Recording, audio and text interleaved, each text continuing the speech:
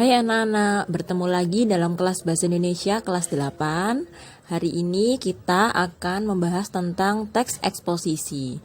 Perhatikan baik-baik dan siapkan alat tulismu karena akan perlu mencatat beberapa hal yang saya jelaskan. Silakan buka buku paket kalian halaman 59. Di situ terdapat awalan apa itu tentang teks eksposisi.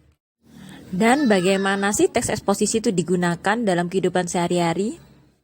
Sekarang coba kalian baca teks di buku paket kalian halaman 60 yang berjudul Nasib Hutan Kita Semakin Suram. Di situ kalian akan mendapatkan sedikit gambaran bagaimana sih bentuk teks eksposisi itu.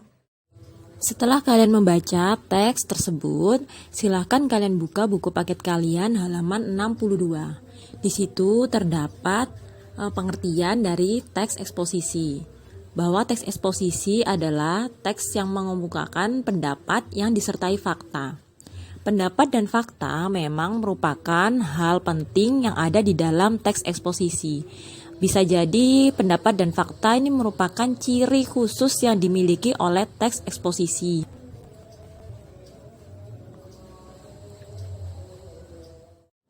Berikutnya kita akan belajar tentang pola-pola pengembangan teks eksposisi. Pola pengembangan teks eksposisi dapat kalian baca di buku paket kalian halaman 64. Ada 4 pola pengembangan, yaitu pola umum khusus, pola khusus umum, pola ilustrasi, dan pola perbandingan. Bagaimana cara menentukannya?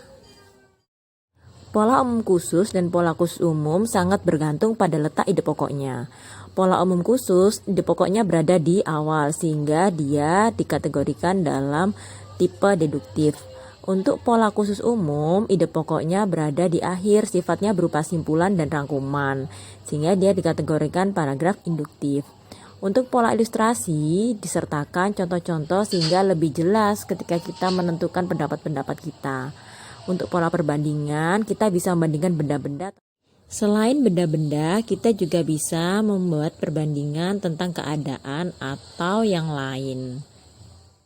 Dengan tujuan gagasan yang kita sampaikan akan lebih kuat.